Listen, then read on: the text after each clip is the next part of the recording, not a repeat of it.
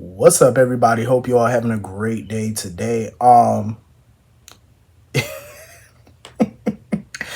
You know what?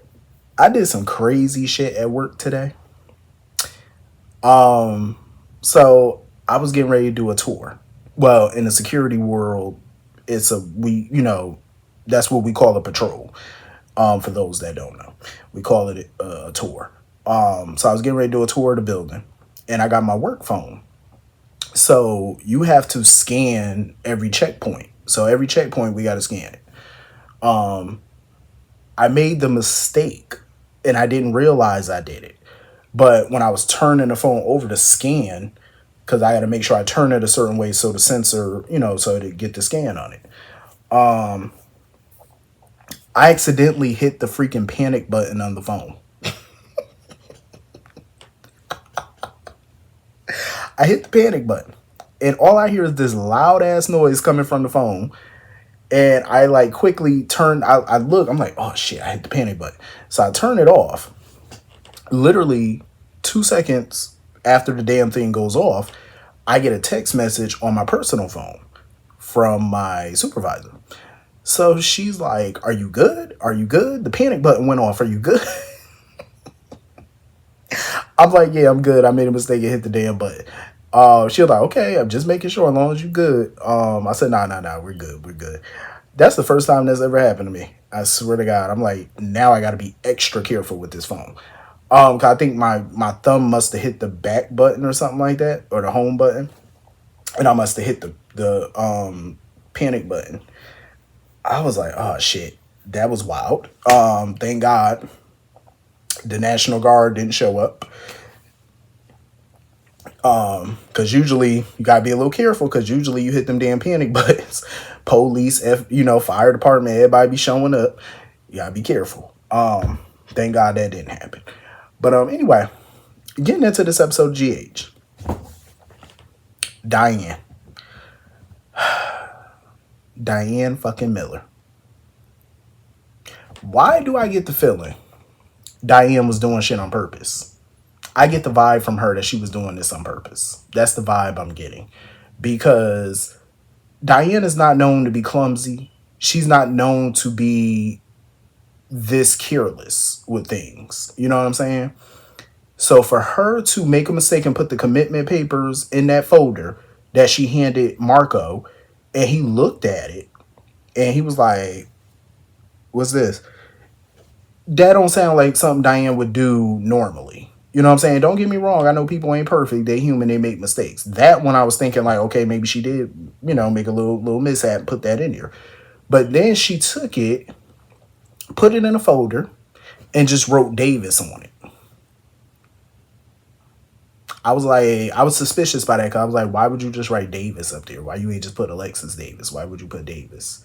Because it was so ambiguous. Like, why would you just do that? Just put a last name. I was like, no, you had room to put Alexis on the top, Davis on the bottom. You had room to do that. So why would you do that? So then she went to go see Rick. She was basically letting him know, like, oh, you need to be nicer to Alexis and all this boo, boo, boo. And that's when Rick realized, oh, you know the truth. He realized it quickly. Then she accidentally dropped her purse, and all the papers spilled over in the Davis file got mixed in with Molly's things. I say, ain't no way. Ain't no way. Now, I was willing to forgive the first little blunder she made, but there's no way in the world you made that mistake twice. There's no way. Something tell me she did that shit on purpose. Because let's be for real, Diane, like I said, she's not a klutz. She's not clumsy. She's not careless like that. Especially when it come down to her business. You know what I'm saying? When it come down to being a lawyer, she's not careless. So for you to have such important paperwork and you just being so careless with that document, don't sound like her. I feel like she's doing that on purpose because she was not cool with Alexis not wanting to have Christina committed. And she wanted that to happen. Because if Alexis expects Diane to represent Christina in the future, if this blows up, that's her defense. That's the only defense Diane would have for her. So if they don't have her committed right now and that secret comes out, Diane would have literally no defense. And Diane's a damn good attorney, but she's not a magician. She can't wave a magic wand and make charges go away. She can't do that. She's only as good as what's presented in front of her, is what she got to work with. You know what I'm saying? And Christina, with this situation she's in, she literally left Diane with little to nothing to work with if shit hits the fan. This is her only thing. So I could see her forcing Alexis's hand on this to get that girl committed.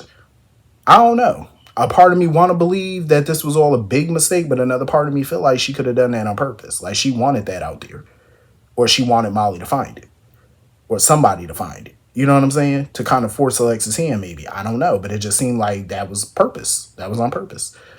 And of course, Molly found it. Molly was like, "What the hell?" I'm like, listen.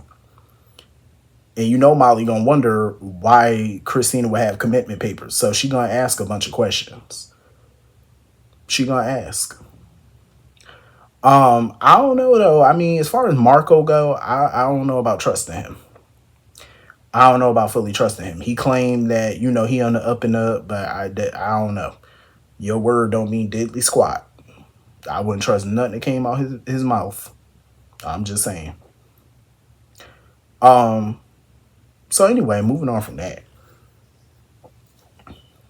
So when Molly and Rick was talking, Molly felt like, Rick was turning to Ava a lot lately for support. And she feels like, oh, I feel like Ava brings out the worst in you. What? What? I'm like, Molly, do you not know anything about your daddy? That's Rick fucking Lansing. Have you not heard anything about your daddy? The only person that brings out the worst in Rick is Rick himself. Like, Rick was way worse before Ava ever came into the picture. I hate how they blame Ava for everything. I hate that. It's like, damn, y'all blame that girl for rain. Like, if it's a thunderstorm, Ava gets blamed. Like, how are you blaming her for Rick being Rick? How do you do that? Like, what? That man been a minute since he came to town. Like, are you serious?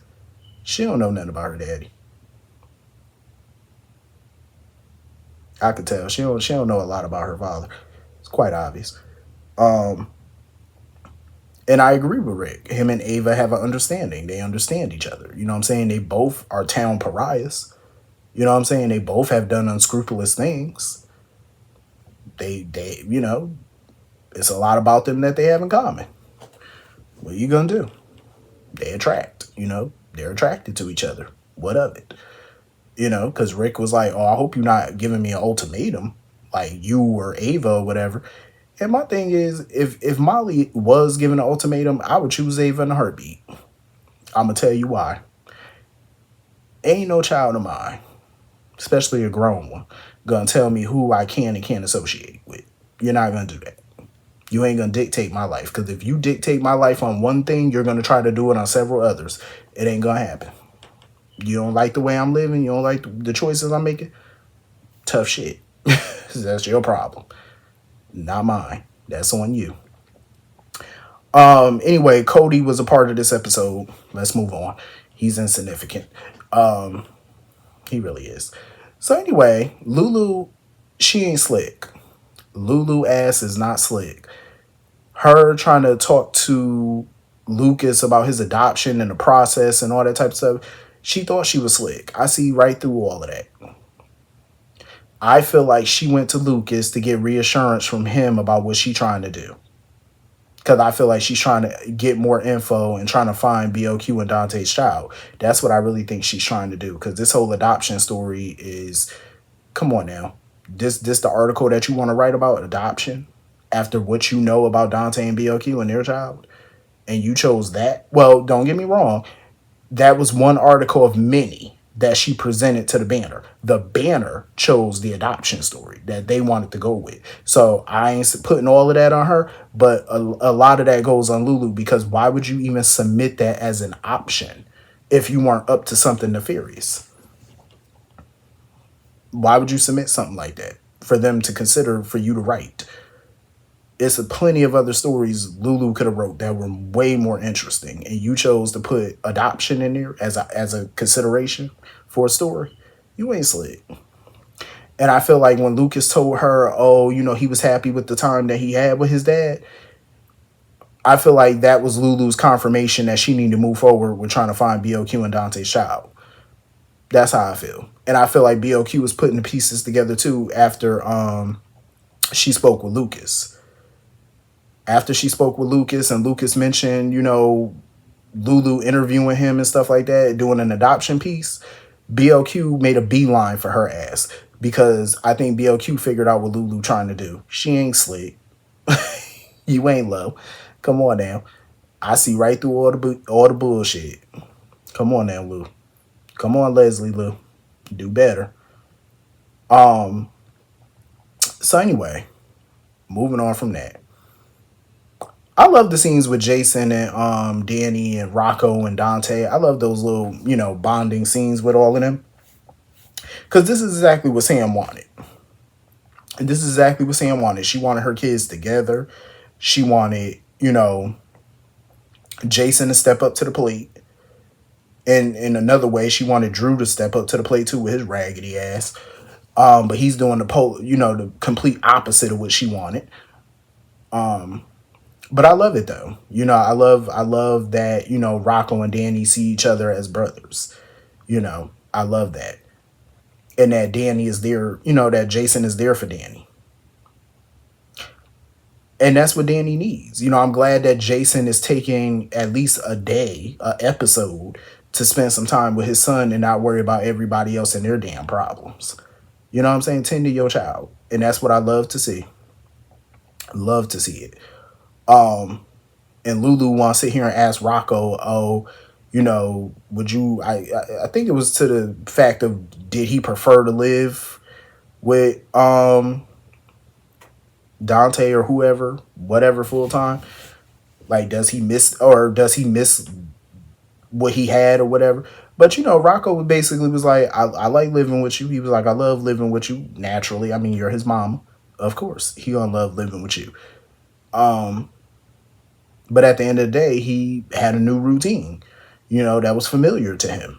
Living with Sam and Dante and Danny and Scout, that was a new routine for him. Something he got used to and something he grew to love. So now it's like a whole different ball game now that she's back. So of course he's adjusting to this new normal, just like he had to adjust to that new normal at the time, But he, as much as he loved that and he misses it, of course he loved living with his mother. Naturally. That's all he ever wanted was for his mother to come back. And he got her back. So, I can see why Lulu would probably feel a little insecure about that. As she should. Anybody would. That's natural. You know what I'm saying? Like, she has to relearn her son all over again. But at least he's not rebuffing her. Like some kids would. Like, at least he ain't got an attitude with her or, pissed off. So that's a plus. Because some kids would. Some kids definitely would have one.